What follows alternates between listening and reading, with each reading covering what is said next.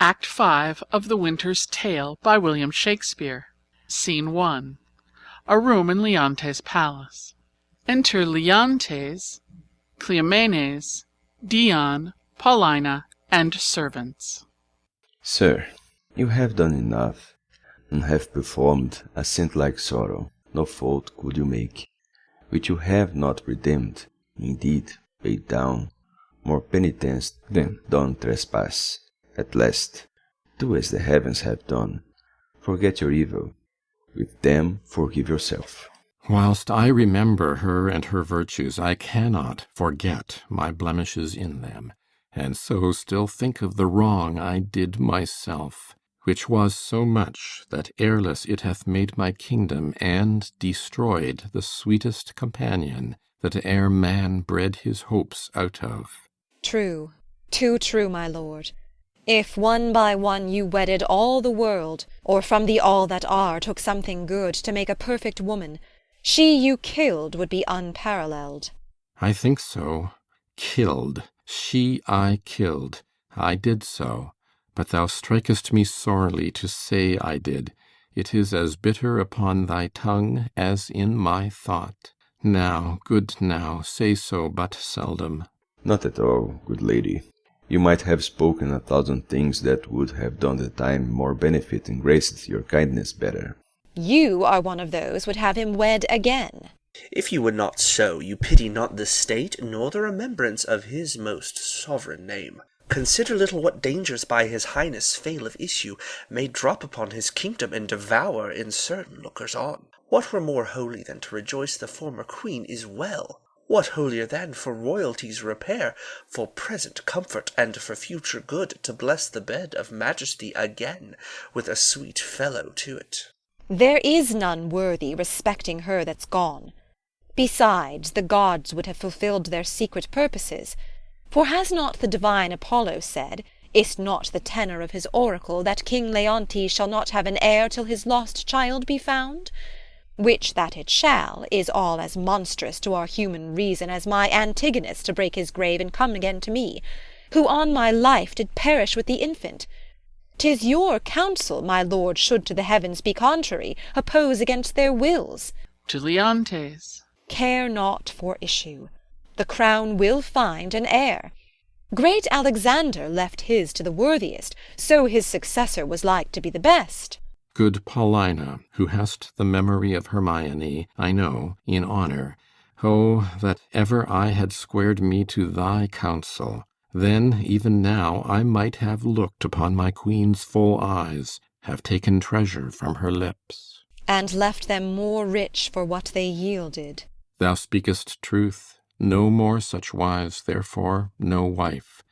One worse and better used would make her sainted spirit again possess her corpse, and on this stage where we're offenders now, appear soul vexed, and begin, Why to me? Had she such power, she had just cause. She had, and would incense me to murder her I married. I should so. Were I the ghost that walked, I'ld bid you mark her eye, and tell me for what dull partent you chose her. Then I'd shriek that even your ears should rift to hear me, and the words that followed should be, Remember mine. Stars, stars, and all eyes else dead coals. Fear thou no wife. I'll have no wife, Paulina. Will you swear never to marry but by my free leave? Never, Paulina, so be blessed my spirit. Then, good my lords, bear witness to his oath. You tempt him overmuch. Unless another, as like Hermione as is her picture, affront his eye. Good, madame. I have done. Yet, if my lord will marry, if you will, sir, no remedy but you will, give me the office to choose you a queen. She shall not be so young as was your former, but she shall be such as walked your first queen's ghost. It should take joy to see her in your arms. My true Paulina, we shall not marry till thou biddest us. That shall be when your first queen's again in breath, never till then. Enter a gentleman. One that gives out himself Prince Florizel, son of Polixenes, with his princess, she the fairest I have yet beheld. desires access to your high presence. What with him? He comes not like to his father's greatness. His approach so out of circumstance and sudden tells us 'tis not a visitation framed, but forced by need and accident. What train? But few, and those but mean. His princess, say you, with him? I, the most peerless piece of earth, I think, that e'er the sun shone bright on. O Hermione, as every present time doth boast itself above a better gone, so must thy grave give way to what's seen now. Sir, you yourself have said and writ so, but your writing now is colder than that theme. She had not been, nor was not to be equalled. Thus your verse flowed with her beauty once. 'Tis shrewdly ebbed to say you have seen a better. Pardon, madam. The one I have almost forgot. Your pardon. The other, when she has obtained your eye, will have your tongue too. This is a creature, would she begin a sect, might quench the zeal of all professors, else make proselytes of who she but bid follow. How? Not women? Women will love her, that she is a woman more worth than any man. Men, that she is the rarest of all women. Go, Cleomenes, yourself assisted with your honoured friends. Bring them to our embracement. Exeunt Cleomenes and others. Still, 'tis strange he thus should steal upon us. Had our prince, jewel of children, seen this hour, he had paired well with this lord. There was not full a month between their births. Prithee, no more. Cease. Thou knowest he dies to me again when talked of. Sure, when I shall see this gentleman, thy speeches will bring me to consider that which may unfurnish me of reason. They are come. Re-enter Cleomenes and others with Florizel and Perdita.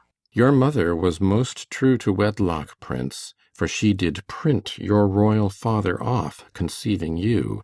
Were I but 21, your father's image is so hit in you, his very air, that I should call you brother as I did him, and speak of something wildly by us performed before. Most dearly welcome. And your fair princess. Goddess. Oh, alas! I lost a couple that 'twixt heaven and earth might thus have stood begetting wonder as you, gracious couple, do. And then I lost, all mine own folly, the society, amity too, of your brave father, whom, though bearing misery, I desire my life once more to look on him. By his command have I here touched Cecilia, and from him give you all greetings that a king at friend can send his brother. And but infirmity which waits upon worn times hath something seized his wished ability. He had himself the lands and waters twixt your throne and his measured to look upon you, whom he loves. He bade me say so, more than all the sceptres and those that bear them living. O my brother, good gentleman, the wrongs I have done thee stir afresh within me, and these thy offices, so rarely kind, are as interpreters of my behindhand slackness. Welcome hither, as is the spring to the earth. And hath he too exposed this paragon to the fearful usage, at least ungentle, of the dreadful Neptune, to greet a man not worth her pains, much less the adventure of her person? Good my lord, she came from Libya. Where the warlike Smallus, that noble honoured lord, is feared and loved? Most royal sir, from thence, from him whose daughter his tears proclaimed his parting with her. Thence, a prosperous south wind friendly we have crossed, to execute the charge my father gave me for visiting your highness. My best train I have from your Sicilian shores dismissed, who for Bohemia bend, to signify not only my success in Libya, sir, but my arrival and my wife's in safety here where we are. The blessed gods purge all infection from our air, whilst you do climate here. You have a holy father, a graceful gentleman, against whose person, so sacred as it is, I have done sin, for which the heavens, taking angry note, have left me issueless. And your father's blessed, as he from heaven merits it, with you worthy his goodness. What might I have been, might I, a son and daughter, now have looked on such goodly things as you? Enter a lord. Most noble sir, that which I shall report will bear no credit were not the proof so nigh. Please you, great sir, Bohemia greets you from himself by me. Desires you to attach his son, who has his dignity and duty both cast off, fled from his father, from his hopes, and with a shepherd's daughter. Where's Bohemia? Speak. Here in your city, I now came from him. I speak amazedly, and it becomes my marvel and my message. To your court whilst he was hastening, in the chase it seems of this fair couple, meets he on the way the father of this seeming lady and her brother, having both their country quitted with this young prince.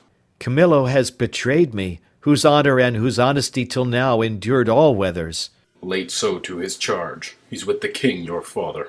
Who, Camillo? Camillo, sir. I spake with him, who now has these poor men in question. Never saw I wretches so quake. They kneel, they kiss the earth, forswear themselves as often as they speak. Bohemia stops his ears and threatens them with diverse deaths in death. Oh, my poor father, the heavens set spies upon us, will not have our contract celebrated. You are married? We are not, sir, nor are we like to be. The stars, I see, will kiss the valleys first, the odds for high and lows alike. My lord, is this the daughter of a king? She is, when once she is my wife. That once, I see by your good father's speed, will come on very slowly. I am sorry, most sorry, you have broken from his liking, where you were tied in duty, and as sorry your choice is not so rich in worth as beauty, that you might well enjoy her. Dear, look up. Though fortune, visible an enemy, should chase us with my father, power no jot hath she to change our loves. Beseech you, sir, remember since you owed no more to time than I do now, with thought of such affections, step forth mine advocate. At your request my father will grant precious things as trifles. Would he do so, I'd beg your precious mistress, which he counts but a trifle. Sir, my liege, your eye hath too much youth in't. Not a month fore your queen died, she was more worth such gazes than what you look on now. I thought of her, even in these looks I made. To Florizel. But your petition is yet unanswered. I will to your father, your honour not o'erthrown by your desires, I am friend to them and you, upon which errand I now go toward him. Therefore follow me, and mark what way I make. Come, good my lord. Exeunt. Act 5, Scene 2. Before Leontes' palace. Enter Autolycus and a gentleman. Beseech you, sir, were ye present at this relation? I was by at the opening of the fardel, heard the old shepherd deliver the manner how he found it, whereupon, after a little amazedness, we were all commanded out of the chamber. Only this, methought I heard the shepherd say, he found the child. I'd most gladly know the issue of it. I make a broken delivery of the business, but the changes I perceived in the king and Camilla were very notes of admiration. They seemed almost, with staring on one another, to tear the cases of their eyes. There was speech in their dumbness, language in their very gesture. They looked as they had heard of a world ransomed, or one destroyed. A notable passion of wonder appeared in them, but the wisest beholder, that knew no more but seeing, could not say if the importance were joy or sorrow. But in the extremity of the one it must needs be. Enter another gentleman. Here comes a gentleman that happily knows more. The news, Rogero? Nothing but bonfires. The oracle is fulfilled. The king's daughter is found. Such a deal of wonder is broken out within this hour, that ballad makers cannot be able to express it. Enter a third gentleman. Here comes the Lady Paulina's steward. He can deliver you more. How goes it now, sir? This news which is called true is so like an old tale, that the verity of it is in strong suspicion. Has the king found his heir? Most true, if ever truth were pregnant by circumstance. That which you hear, you'll swear you see, there is such unity in the proofs. The mantle of Queen Hermione's, her jewel about the neck of it, the letters of Antigonus found with it, which they know to be his character, the majesty of the creature in resemblance of the mother, the affection of nobleness which nature shows above her breeding, and many other evidences proclaim her with all certainty to be the king's daughter. Did you see the meeting of the two kings? No. Then you have lost a sight which was to be seen, cannot be spoken of. There might you have beheld one joy crown another, so and in such manner that it seems sorrow wept to take leave of them, for their joy waded in tears. There was casting up of eyes, holding up of hands, with countenances of such distraction that they were to be known by garment, not by favour. Our king, being ready to leap out of himself for joy of his found daughter, as if that joy were now become a loss, cries, "Oh, thy mother, thy mother!" Then asks Bohemia forgiveness, then embraces his son-in-law, then again worries he his daughter with clipping her. Now he thanks the old shepherd, which stands by like a weather-bitten conduit of many kings' reigns. I never heard of such another encounter, which lames report to follow it, and undoes description to do it. What, pray you, became of Antigonus that carried hence the child? Like an old tale still, which will have matter to rehearse, though credit be asleep and not an ear open. He was torn to pieces with a bear. This avouches the shepherd's son, who has not only his innocence, which seems much, to justify him, but a handkerchief and rings of his that Paulina knows. What became of his bark and his followers? Wrecked the same instant of their master's death, and in the view of the shepherd, so that all the instruments which aided to expose the child were even then lost when it was found. But oh, the noble combat that twixt joy and sorrow was fought in Paulina! She had one eye declined for the loss of her husband, another elevated that the oracle was fulfilled. She lifted the princess from the earth, and so locks her in embracing, as if she would pin her to her heart, that she might no more be in danger of losing. The dignity of this act was worth the audience of kings and princes, for by such was it acted. One of the prettiest touches of all, and that which angled for mine eyes, caught the water, though not the fish, was when, at the relation of the queen's death, with the manner how she came to it bravely confessed and lamented by the king, how attentiveness wounded his daughter, till from one sign of dolour to another she did with an, alas, I would fain say, bleed tears, for I am sure my heart wept blood. Who was most marble there changed colour. Some swooned, all sorrowed. If all the world could have seen it, the woe had been universal. Are they returned to the court? No, the princess hearing of her mother's statue, which is in the keeping of Paulina, a piece many years in doing, and now newly performed by that rare Italian master, Giulio Romano, who, had he himself eternity and could put breath into his work, would beguile nature of her custom, so perfectly he is her ape. He so near to Hermione hath done Hermione, that they say one would speak to her and stand in hope of answer. Thither with all greediness of affection are they gone, and there they intend to sup. I thought she had some great matter there in hand, for she hath privately, twice or thrice a day, ever since the death of Hermione, visited that removed house. Shall we thither, and with our company piece the rejoicing? Who would be thence that has the benefit of access? Every wink of an eye some new grace will be born. Our absence makes us unthrifty to our knowledge. Let's along. Exeunt gentlemen. Now, had I not the dash of my former life in me, would preferment drop on my head. I brought the old man and his son aboard the Prince, told him I heard them talk of a fardel, and I know not what. But he at that time, over fond of the shepherd's daughter, so he then took her to be, who began to be much seasick, and himself little better, extremity of weather continuing, this mystery remained undiscovered. But 'tis all one to me, for had I been the finder out of this secret, it would not have relished among my other discredits. Enter shepherd and clown. Here come those I have done good to against my will, and already appearing in the blossoms of their fortune. Come, boy, I am past more children, but thy sons and daughters will be all gentlemen born. You are well met, sir. You denied to fight with me this other day, because I was no gentleman born. See you these clothes? Say you see them not, and think me still no gentleman born. You were best say these robes are not gentleman born. Give me the lie, do, and try whether I am not now a gentleman born.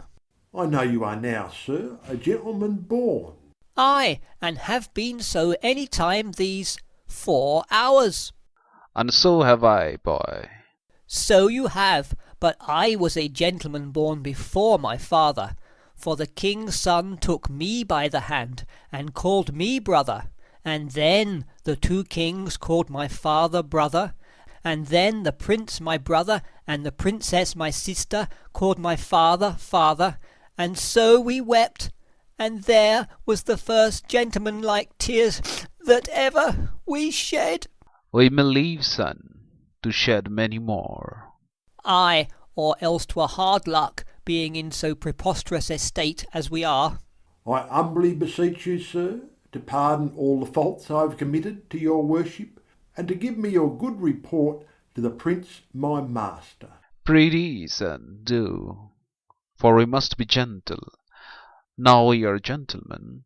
Thou wilt amend thy life? Ay, and it like your good worship. Give me thy hand. I will swear to the prince thou art as honest a true fellow as any is in Bohemia. You may say it, but not swear it. Not swear it? Now I am a gentleman? Let boors and franklins say it. I'll swear it. How if it be false, son? If it be ne'er so false, a true gentleman may swear it in the behalf of his friend. And I'll swear to the prince thou art a tall fellow of thy hands, and that thou wilt not be drunk. But I know thou art no tall fellow of thy hands, and that thou wilt be drunk. But I'll swear it, and I would thou wouldst be a tall fellow of thy hands. I will prove so, sir, to my power. Ay, by any means prove a tall fellow, if I do not wonder how thou darest venture to be drunk, not being a tall fellow. Trust me not. Hark! The kings and the princes, our kindred, are going to see the Queen's picture. Come, follow us. We'll be thy good masters. Exeunt. Act 5, Scene 3. A chapel in Paulina's house. Enter Leontes, Polixenes, Florizel, Perdita, Camillo, Paulina, lords and attendants. O grave and good Paulina, the great comfort that I have had of thee. What, sovereign sir, I did not well, I meant well. All my services you have paid home. But that you have vouchsafed, with your crowned brother and these your contracted heirs of your kingdoms, my poor house to visit, it is a surplus of your grace which never my life may last to answer. O Paulina, we honour you with trouble, but we came to see the statue of our queen. Your gallery have we passed through, not without much content in many singularities, but we saw not that which my daughter came to look upon, the statue of her mother. As she lived peerless, so her dead likeness, I do well believe, excels whatever yet you looked upon, or hand of man hath done. Therefore I keep it lonely, apart. But here it is. Prepare to see the life as lively mocked as ever still sleep mocked death. Behold, and say 'tis well. Paulina draws a curtain and discovers Hermione standing like a statue. I like your silence. It the more shows off your wonder. But yet speak. First you, my liege. Comes it not something near? Her natural posture. Chide me, dear stone, that I may say indeed thou art Hermione, or rather thou art she in thy not chiding, for she was as tender as infancy and grace. But yet, Paulina, Hermione was not so much wrinkled, nothing so aged as this seems. Oh, not by much. So much the more our carver's excellence, which lets go by some 16 years, and makes her as she lived now. As now she might have done, so much to my good comfort, as it is now piercing to my soul. Oh, thus she stood, even with such life of majesty, warm life, as now it coldly stands, when first I wooed her. I am ashamed. Does not the stone rebuke me for being more stone than it? O royal peace, there's magic in thy majesty, which has my evils conjured to remembrance, and from thy admiring daughter took the spirits, standing like stone with thee. And give me leave, and do not say 'tis superstition, that I kneel and then implore her blessing. Lady, dear queen, that ended when I but began, give me that hand of yours to kiss. Oh, patience! The statue is but newly fixed, the colour's not dry. My lord, your sorrow was too sore laid on, which 16 winters cannot blow away, so many summers dry. Scarce any joy did ever so long live. No sorrow but killed itself much sooner. Dear my brother, let him that was the cause of this have power to take off so much grief from you as he will piece up in himself. Indeed, my lord, if I had thought the sight of my poor image would thus have wrought you, for the stone is mine, I'd not have showed it. Do not draw the curtain. No longer shall you gaze on't, lest your fancy may think anon it moves. Let be, let be. Would I were dead, but that methinks already. What was he that did make it? See, my lord, would you not deem it breathed?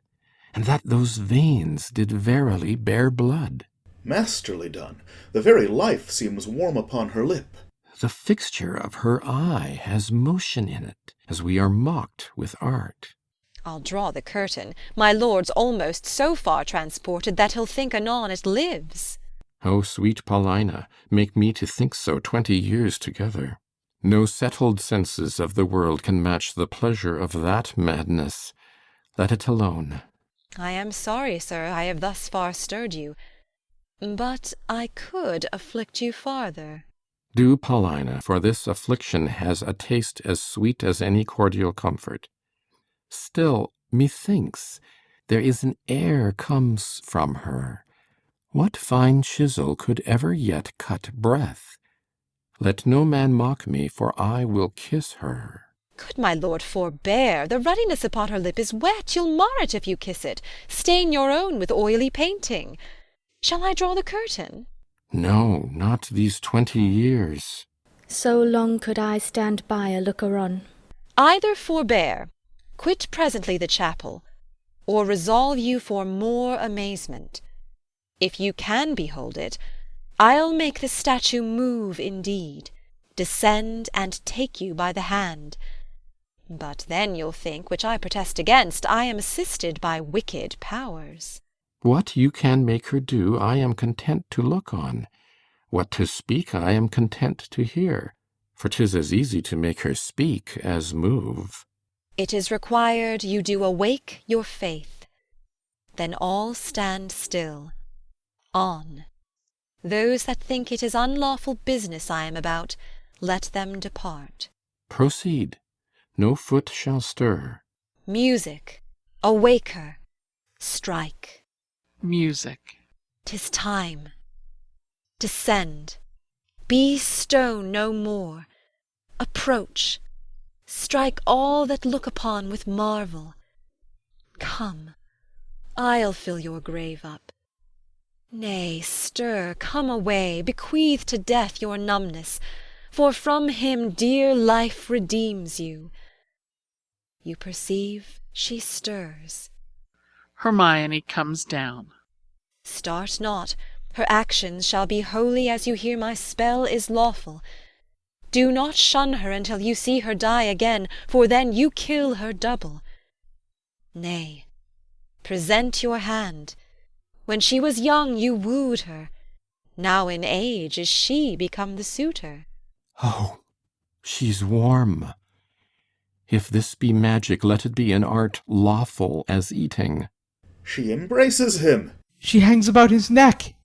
If she pertain to life, let her speak too. Ay, and make manifest where she has lived, or how stolen from the dead.